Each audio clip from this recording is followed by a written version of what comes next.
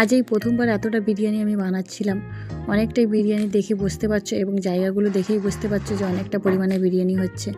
তো এতটা বিরিয়ানি আমি কোনো দিন বানাইনি। আজকে আমি একটু নিজেই সব কিছু অ্যারেঞ্জমেন্ট নিজেই করেছিলাম, সব কিছু রেডি করে আগে থেকে রেডি করে রেখেছিলাম। তারপরে আমি বিকালের সময় নিজেই সব কিছু বানালাম। এতটা বিরিয়ানি কোনো দিন বানাইনি, তাই জন্য প্রথম ভয় ভয় লাগছিলো, কিন্তু মনের সাহস নিয়ে আমি সব কিছু রেডি করেছিলাম আর সব কিছু কমসম করে দিয়েছিলাম। মশলাপাতি এতটা পরিমাণে দিইনি, যতটা দেওয়ার দরকার, যতটা না দিলে নয়, তো সেইগুলোই দিয়ে বানিয়েছিলাম। দুটো স্টেপ লেয়ার দেওয়ার পরেই আমার সব কিছু হয়ে গেছে, রেডি করা হয়ে গেছে। প্রথমে তারপরে আমি বেরেস্তাটা দিয়ে দিলাম। বেরেস্তাটা খুব ভালো ভাজা হয়নি, কিন্তু ওই যে বললাম নিজে যতটা পেরেছি করেছি। এর আগে আমার আইডিয়া হয়নি, এতটা পরিমাণে কোনো দিন বিরিয়ানি করিনি। তো এতটা বিরিয়ানি কেন করছি, কী জন্য করছি, সব কিছু দেখতে হলে তোমাদের আমার পুরো ভিডিওটি দেখতে হবে এবং আমার চ্যানেলটিকে সাবস্ক্রাইব করতে হবে তোমাদেরকে, এবং আমার পাশে আর এটা ছিল বিরিয়ানির লাস্ট লেয়ার। এইটা দিয়ে দিলেই আমার সব কিছু রেডি হয়ে যাবে।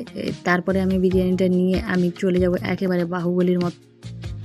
এতটা বিরিয়ানি তো বানালাম, কিন্তু এগুলো খাবে কি হবে এতটা বিরিয়ানি, সেই জন্যই আমার তো খুবই চিন্তা লাগছিল। কিন্তু সব কিছু আমি ভুলেই গেছি যে বিরিয়ানির মধ্যে যে নুনটা দিতে হয়, নুনটা দেওয়ার কথাই ভুলে গেছি। তো সেগুলো তোমাদেরকে দেখায়নি। আর দেখো, গোলাপ জল, কেওড়া জল সব কিছুই দিয়েছিলাম, কিন্তু আমরা দোকানের বিরিয়ানি এতটা খাই না, তাই জন্য সবসময় আমরা ঘরে বানিয়ে খাই, কিন্তু এতটা পরিমাণে কোনো দিন বানাইনি। আজকে নিজের হাতে প্রথমবার ট্রাই করলাম।